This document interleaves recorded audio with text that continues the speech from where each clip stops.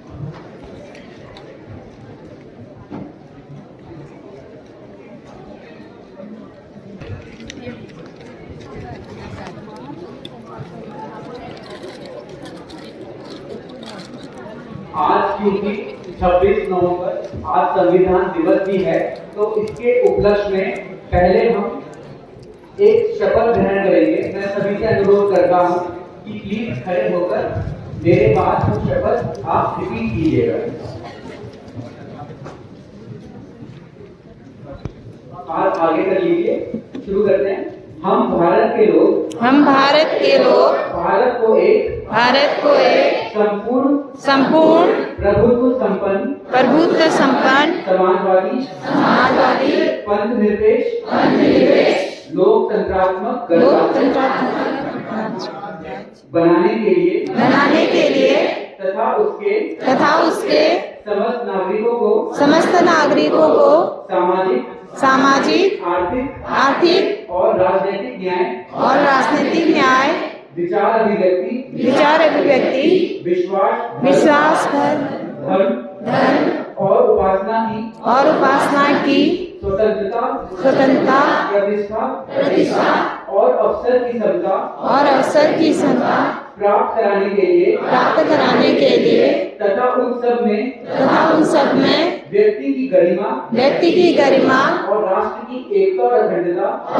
की एकता और अखंडता सुनिश्चित करने वाली बंधुता बढ़ाने के लिए दृढ़ संकल्प होकर अपनी इस संविधान सभा में आज तारीख 26 नवंबर 1949 को एक रथ द्वारा इस संविधान को अंगीकृत अधिनियमित और आत्मसमर्पित करते हैं। वंदे मातरम।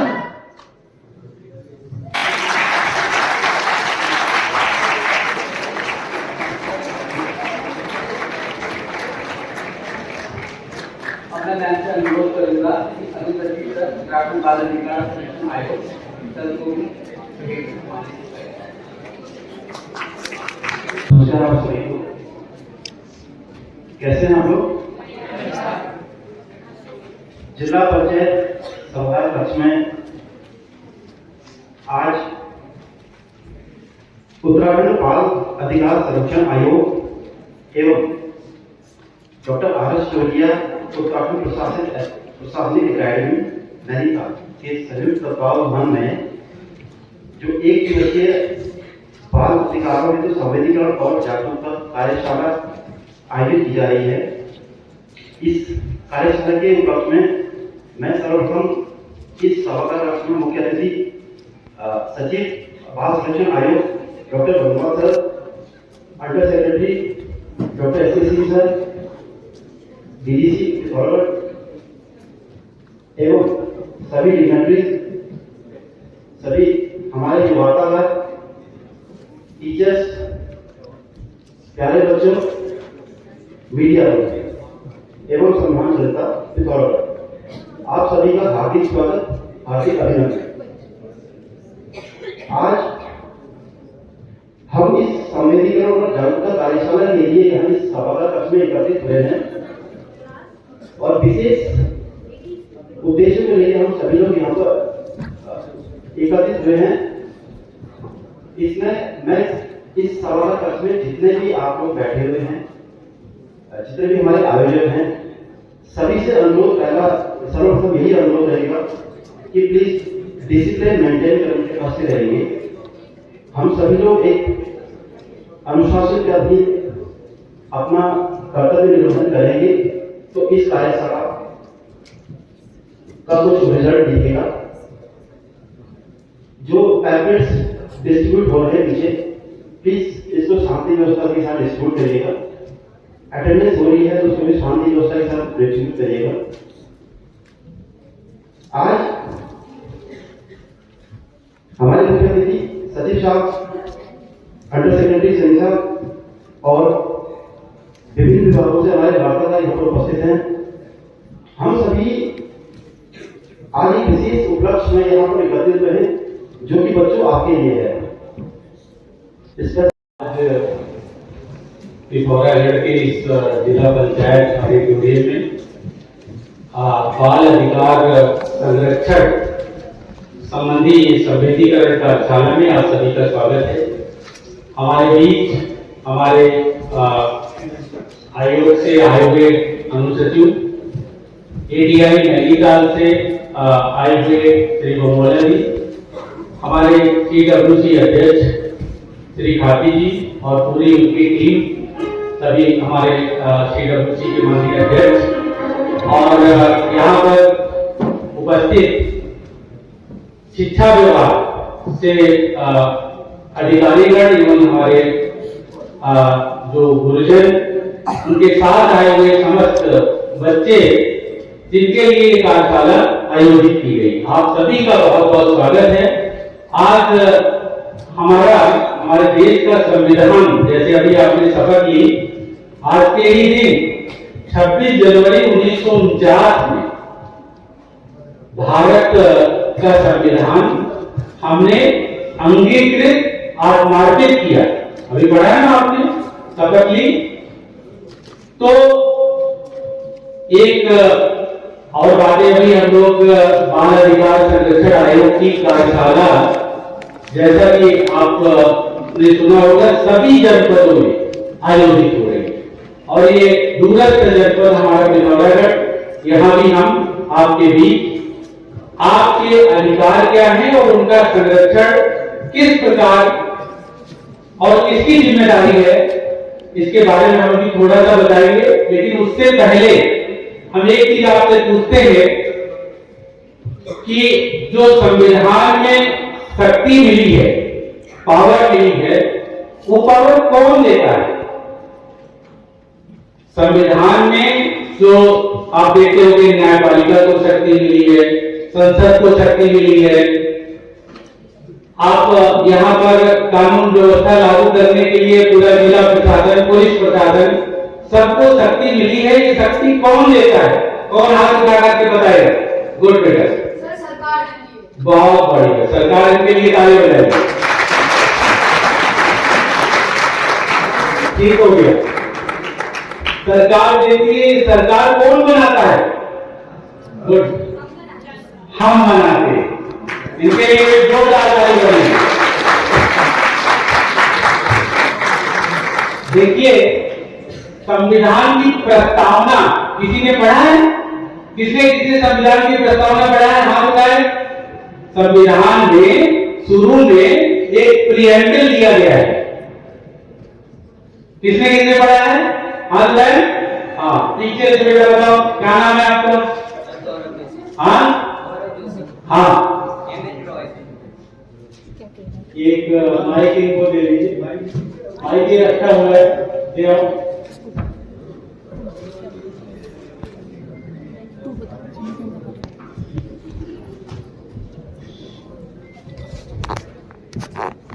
जी बेटा, MN रॉय।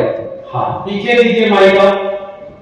हाँ आप बैठो, आप लोग बताओ बेटा।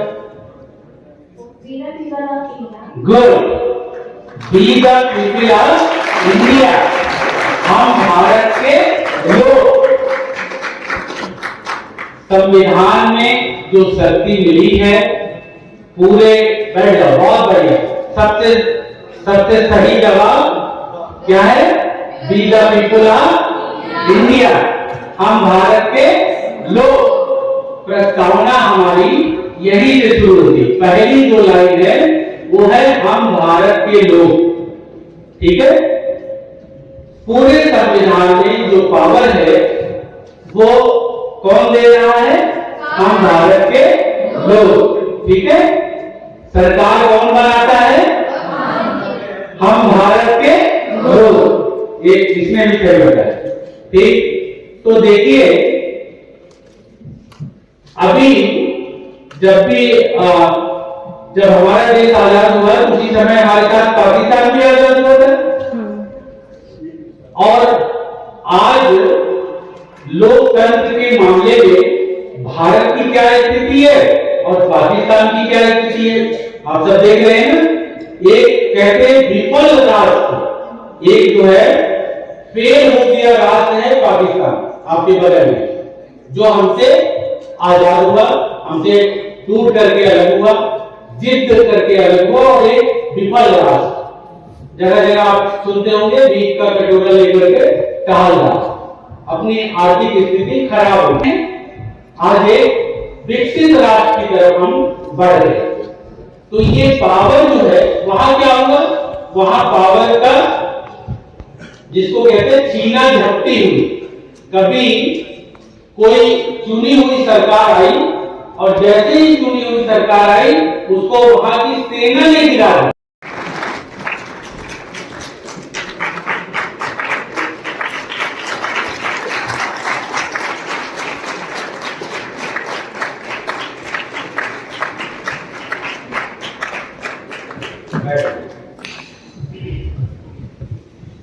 तो पूरे भारत में एक प्रोटेक्शन ऑफ चाइल्ड राइट, राष्ट्रीय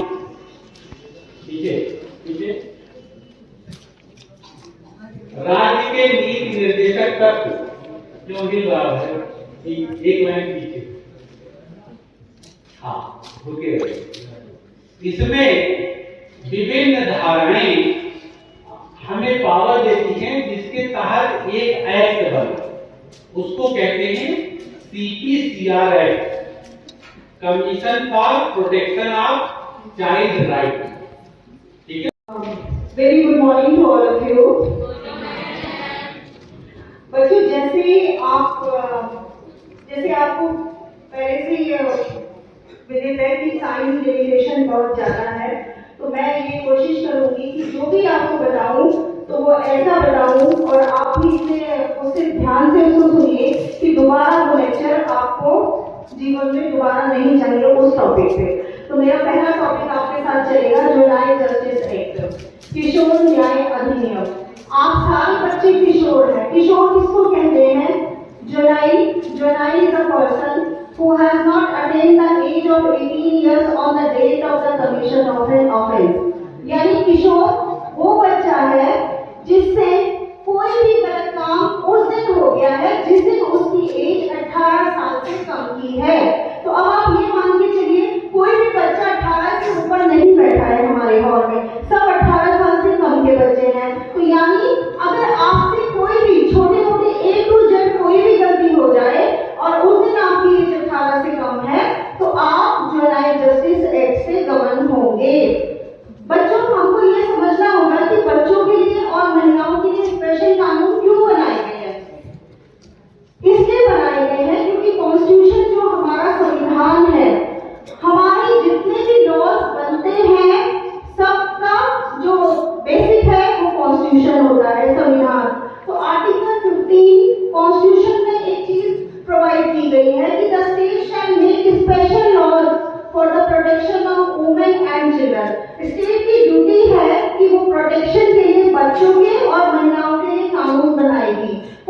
प्रोटेक्शन, क्योंकि हमारे यहाँ सबसे वीकर सेक्शन महिलाएं और बच्चे होते हैं, क्योंकि वो इजीली उनका किसी भी प्रकार का हैरेसमेंट संभव हो जाता है। तो इसी उसमें आर्टिकल 15 के अनुपालन में ही स्टेट ने हमारी जुवेनाइल जस्टिस एक्ट 2015 का एक्ट बनाया।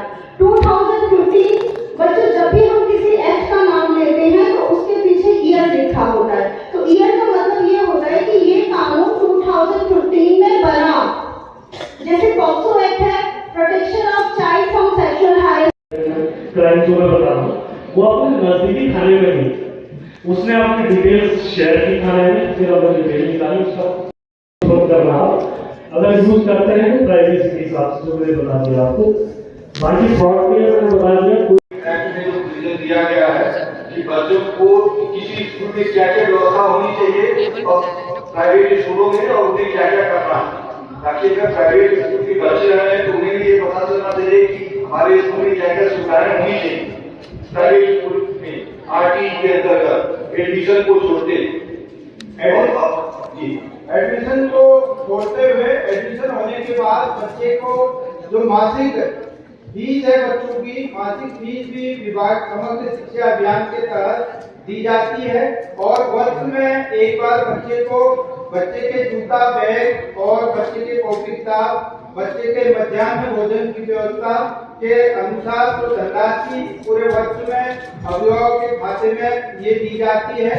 और बच्चे से कोई भी वार्षिक विद्यालय स्तर पर कोई भी शुल्क पूरे वर्ष भर नहीं लिया जाता है। तो इसमें बच्चे को के विद्यालय के लिए बच्चों के जो विद्यालय स्तर पर बच्चों का जो बच्चों के प्रबंधक के खाते में पूरे वर्ष भर की फीस प्रबंधक के खाते में जाती है। और जो पूरे वर्ष भर बच्चे के द्वारा जो अपने ड्रेस, कॉपी का जो भी खर्चा आता है उसका पैसा अभिभावक के खाते में दिया जाता है। और उन बच्चों को विद्यालय स्तर पर ये निर्देश दिए जाते हैं कि आरटी के तहत जो भी बच्चा इनरोल है वो बच्चा उस बच्चे के साथ कदापि भी भेदभाव नहीं किया जाए।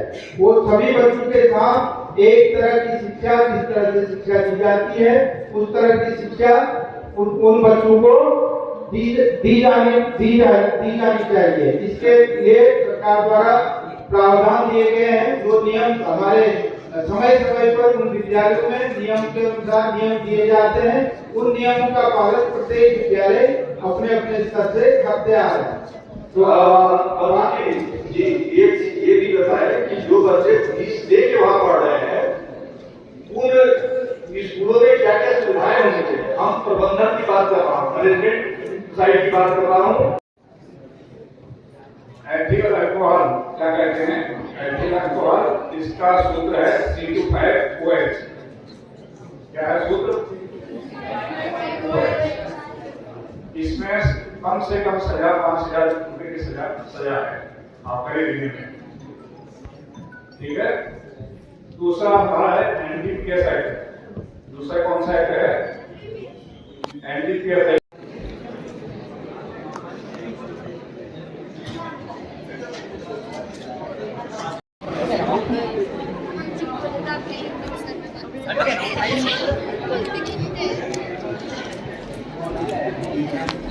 हम लोगों के बीच में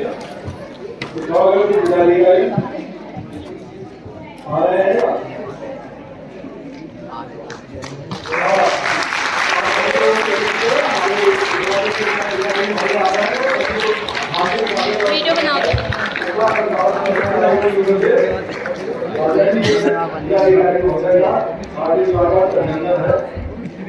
कैमरा तो पकड़े।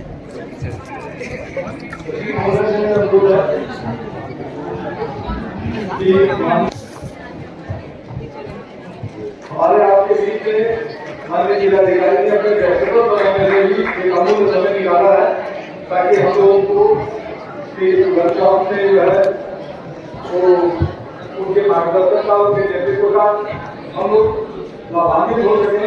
अतः हम माननीय जिलाधिकारी महोदय से अनुरोध करेंगे कि इस वर्कशॉप में उपस्थित सभी बच्चों को और यहाँ जितने भी टीचर और अन्य लोग उपस्थित हैं सभी को अपने स्वतंत्र सबको मार्गदर्शन देने का प्रयास करें। माननीय जिलाधिकारी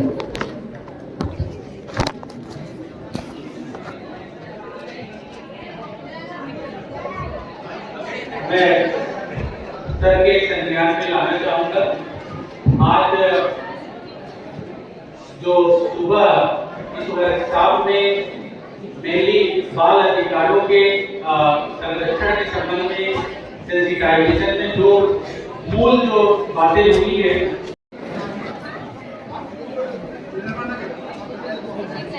जाती है ना स्वच्छ